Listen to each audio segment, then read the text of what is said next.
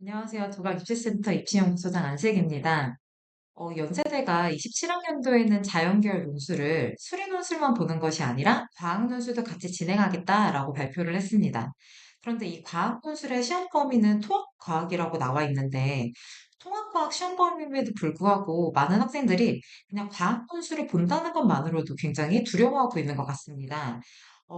연세대가 아마 이제 기존에는 수리 논술만 봤기 때문에 도대체 과학 논술을 어떻게 진행할 건지 알 수 있는 방법이 없었고, 그렇다 보니까 더 막막한 마음에 지원을 조금 주저하는 학생들이 많은 것 같아서 최근에 연세대 입학처에서 통합과학 논술을 이제 모의 문항을 공개했는데 이번 시간에는 그 모의 문항을 살펴보면서 난이도가 통합과학 논술의 난이도가 어느 정도인지 그리고 어떻게 준비하면 될지 그리고 이제 올라가 있는 문항에 제가 생각하는 예시 답안을 한번 준비를 해보았는데 이 부분들을 보면서 이제 답은 이런 식으로 하면 되겠구나를 한번 살펴보도록 하겠습니다.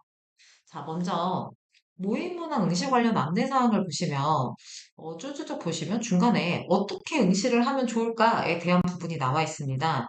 그래서 과학논술의 응시 시간은 30분을 권장한다라고 되어 있죠. 자, 그러면 선생님, 실제로 연대에서 논술을 볼 때는 수리 논술 90분, 뭐 과학 논술 30분, 이렇게 1교시, 2교시 이렇게 나눠서 진행을 하는 거냐라고 생각할 수도 있는데 실제로는 그렇지 않습니다. 왜냐면 논술을 120분을 진행을 할 텐데 이때 수학과학 답안지 작성에 대한 거는 자유롭게 작성을 할 수 있다라고 나와 있습니다.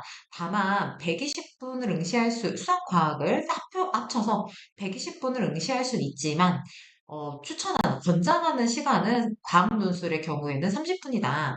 그러면 30분 내에 해결할 수 있는 난이도의 문제가 주어지겠구나라는 거를 우리가 이제 생각해 볼 수 있겠죠. 자, 그리고 문제지와 답안지, 그리고 연습지 양식이 모두 공개가 되어 있습니다. 연습지야 그냥 이렇게 A3짜리 큰 종이라고 보면 되는데, 그 과학 논술의 경우에 답안지는 원고지 형태로 되어 있습니다.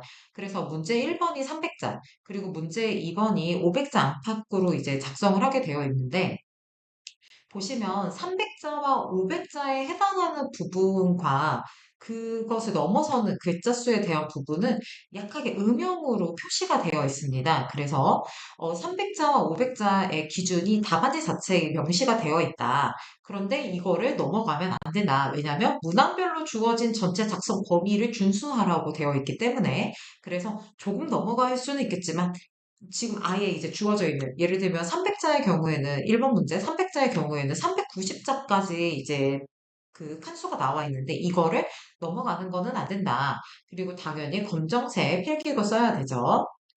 자, 근데 이제 27학년도 시행계획을 보면, 시행계획에 나와 있는 게 이제 수리 통합형 시험을 볼 텐데, 뭘 볼 거라고 했냐면, 과학적 소양, 논리적 사고력을 측정하겠다라고 되어 있습니다. 그래서 과학적 소양이라고 하는 거는 사실 과학에 대한 기본 지식을 물어보겠다라고 생각할 수 있고, 논리적 사고력이라고 하는 거는 우리가 수업 시간에 배운 내용을, 그러니까 교과 지식을 무언가 적용하는 내용이 나와 있고 그걸 이제 논리적으로 그러니까 교과 지식을 활용해서 설명하는 문제가 나오지 않을까라고 생각을 했는데 실제로 그런 형태의 문제가 출제가 됐더라고요.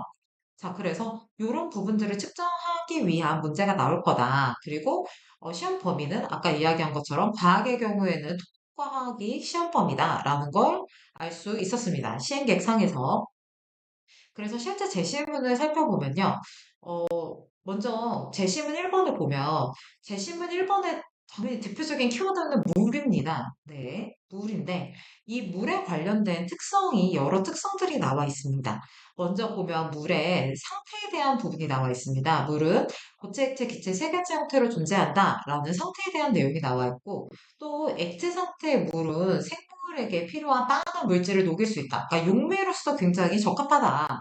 그리고 많은 생명체들이 이 물이라고 하는 그 물질 속에서 살아 가고 있다라는 게 나와 있고, 또 액체 상태의 물이 증발해서 수증기가 되면 이 수증기가 이동하면서 많은 눈이나 비와 같은 많은 기상현상을 일으킨다라는 거를 이제 제시문을 통해서 살펴볼 수 있습니다.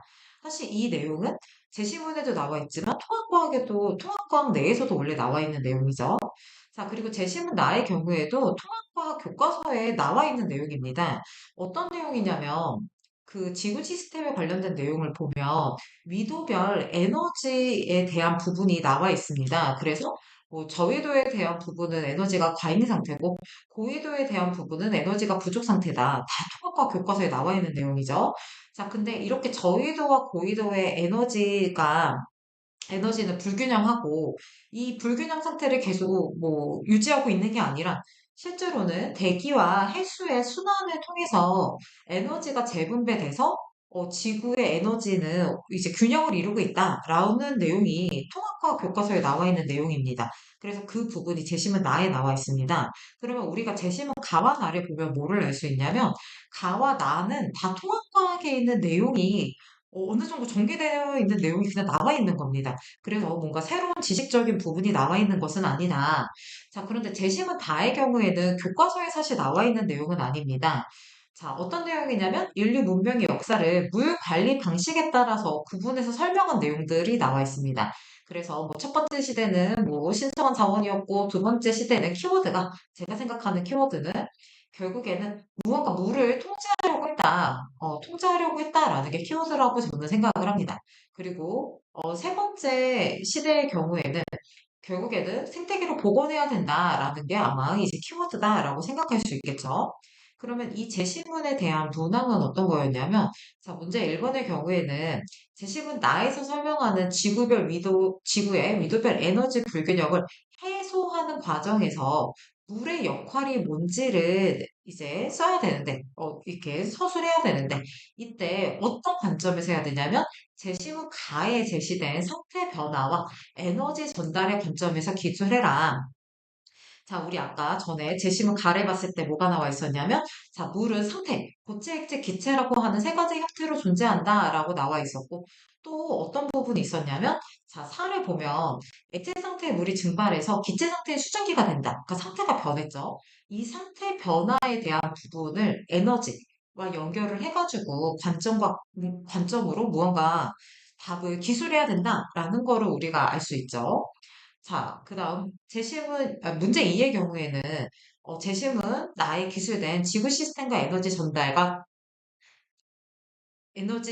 자연순환 체계 관점에서 재심은 다에 언급된 뭐 두 번째 물의 시대, 아까 제가 이야기했던 뭐 통제와 관련된 부분이죠.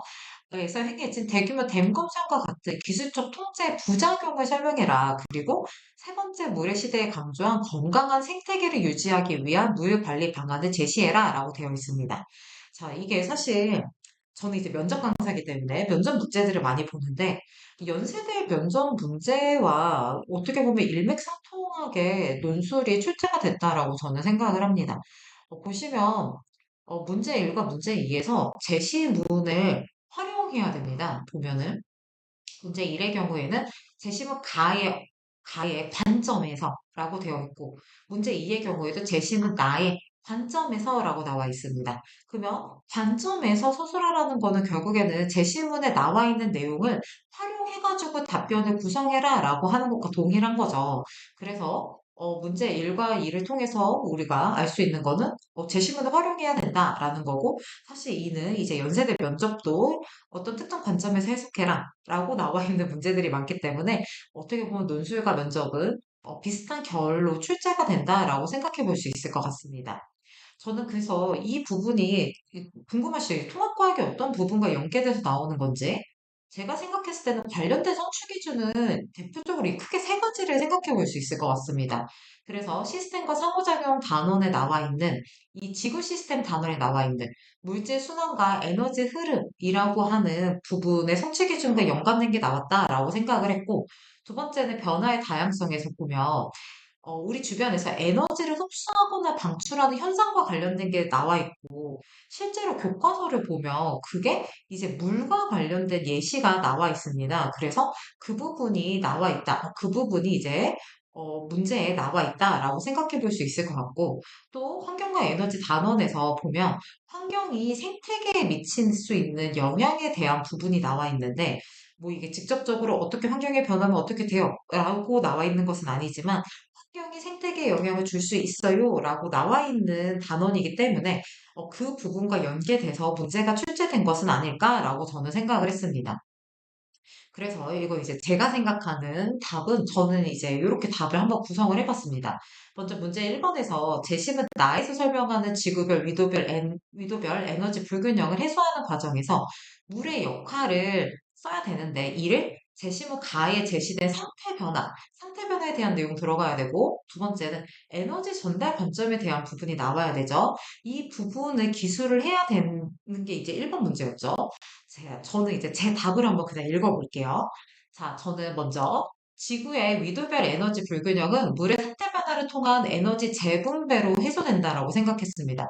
그래서 에너지 재분배로 해소된다. 그래서 재심은 가에 따르면 이제 활용하라고 했으니까 나타내줘야죠. 자, 물은 고체, 액체, 기체 세 가지 형태로 존재한다. 제시문에 나와 있는 내용이에요. 그래서 이 물은 상태 변화를 통해서 에너지를 흡수하거나 방출함으로써 주변 에너지를 조절할 수 있다. 그래서 이런 원리로 에너지 과잉인 저위도 지역의 액체 상태의 물은 에너지를 흡수해가지고 수증기로 변한 뒤 대기 순환을 통해 고위도로 이동을 한다. 자, 그 다음 이동한 수증기는 이제 비와 눈으로 그러니까 어떻게 보면 액체와 고체로 상태 변화를 일으키며 에너지를 방출하고 이 에너지는 고위도 지역으로 전달이 된다. 그래서 저위도의 에너지 과잉이 그 에너지를 고위도로 전달을 한다. 그래서 이처럼 물은 상태 변화와 이동을 통해 지구 에너지의 균형을 유지한다. 라고 정리를 하면 되지 않을까라고 저는 생각을 했습니다. 그래서 문제 나와 있는 걸 다 표시해줘야죠. 제시문 가를 활용했다. 그리고 상태 변화에 대한 부분들 나와 있고 또 에너지 전달을 어떤 형태로 했는지를 이제 표시를 해준 거죠. 그래서 이 부분이 이제 포함이 되면 괜찮겠구나라고 저는 생각을 했습니다. 그리고 문제 2번의 경우에는 좀 문제가 길죠. 자, 재심은 나에 기술된 지구 시스템의 에너지 전달과 자연 순환 측의 관점에서 재심은 다에서 언급된 두 번째 물의 시대에서 행해진 대규모 댐 건설과 같은 기술 통제 부작용을 설명해라. 또 세 번째 물의 시대에서 강조한 건강한 생태계를 유지하기 위한 물 관리 방안을 제시해라 라고 나와 있습니다. 그래서 이거 잘 안 보이니까 제 화면을 좀 내려볼게요. 자, 그래서 저는 일단 답을 쭉 한번 이번에 읽어볼게요. 자, 재심은 나의 관점에서 재심은 다의 대규모 댐 건설과 같은 기술적 통제는 지구 시스템을 이루는 각 번역 간의 물질 및 에너지 전달을 제한하게 되고 물질과 에너지 평형을 깨뜨려 부작용을 낳는다. 또한 이는 기후변화의 원인이 되며 기후변화는 수량과 수질의 문제를 일으킨다. 자, 물의 순환 저해는 인간을 비롯한 여러 생명체에 부정적인 영향을 주고 건강하지 못한 생태계가 형성되는 부작용이 나타난다. 건강한 생태계를 유지하기 위해서는 자연 고유의 조절 능력을 회복시켜야 한다. 이를 위한 방안으로는 첫째, 기술적 통제에 의한 물 이동 제한을 최소화해야 된다. 그래서 댐이나 운하와 같은 요소들을 제거해서 정상적인 물질 흐름이 일어날 수 있도록 해야 된다. 둘째, 정상적인 물의 순환이 일어날 수 있도록 생태계를 복원시켜야 한다. 그래서 습지와 같은 생태계는 수량과 수질을 조절하는 기능을 갖추고 있는데 인간 활동으로 인한 생태계 훼손은 이와 같은 자연 고유의 능력을 저해시키기 때문에 생태계를 보존하고 회복시키기 위한 노력이 필요하다라고 하는 부분으로 저는 이렇게 답안을 한번 정리를 해보았습니다. 저는 이제 글자 수 어느 정도 맞춰서 이제 가지고 온 거고요. 저는 답안을 달면서 어떤 생각이 들었냐면 오히려 설명할 게 많은데 글자 수가 제한이 있어서 그 핵심만을 쓰는 것이 되게 이제 힘들더라고요. 그래서 답을 저는 구성할 때 뭐를 좀 잘 고민해 봐야 될 것 같냐면 글자 수 내에 핵심만 적기 위한 연습을 하는 것이 조금 필요할 거라고 생각을 했습니다.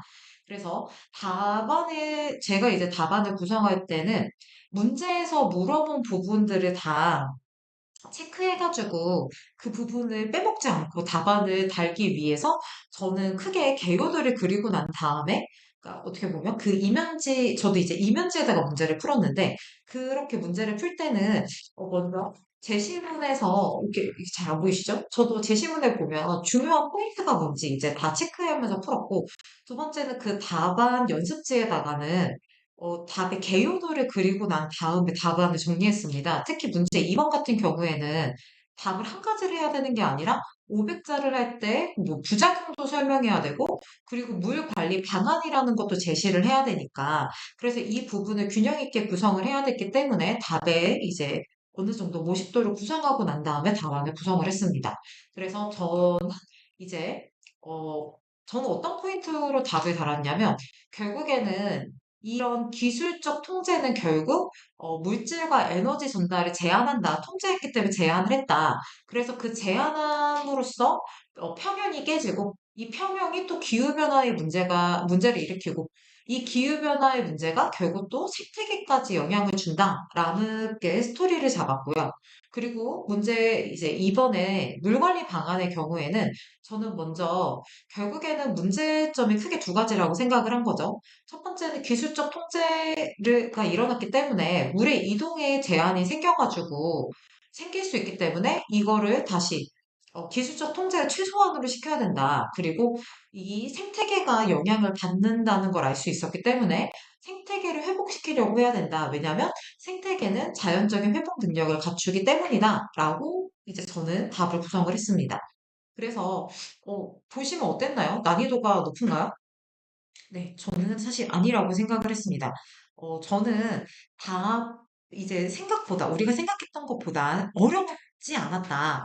그래서 내가 만약에 연세대 논술을 준비한다라고 하면 먼저 첫 번째, 통합과학에 있는 내용을 숙지하는 것이 가장 중요할 것 같습니다. 왜냐하면 이제 수능 시험 범위가 아니고 또 1학년 때 배우다 보니까 많은 학생들이 통합과학 내용이 기억이 나지 않을 것 같습니다. 그래서 가장 먼저 해야 되는 것을 일단 통합과학의 내용을 숙지를 해야 된다. 그 다음 두 번째는 내가 문제에서 핵심을 파악하고 어떻게 구조화시켜서 답을 할 건지, 그리고 문제에서 물어보는 포인트가 뭔지를 캐치하는 연습을 해보는 것이 저는 중요할 거라고 생각을 합니다. 그래서 제가 지금 이렇게 답을 달았지만 스스로 내가 문제 답을 다는 연습을 한번 해보면 저는 도움이 될 거라고 생각을 합니다. 제가 그래서 꼭 해주고 싶은 이야기는 사실 뭐였냐면, 생각보다 연세대 과학논술 어렵지 않다. 그러니 너무 겁먹고 과학논술 때문에 지원을 주저하지 않았으면 좋겠습니다. 그러면 이상 연세대 통합과학 논술에 대한 설명 마치도록 하겠습니다. 네, 다음 영상에서 보도록 할게요.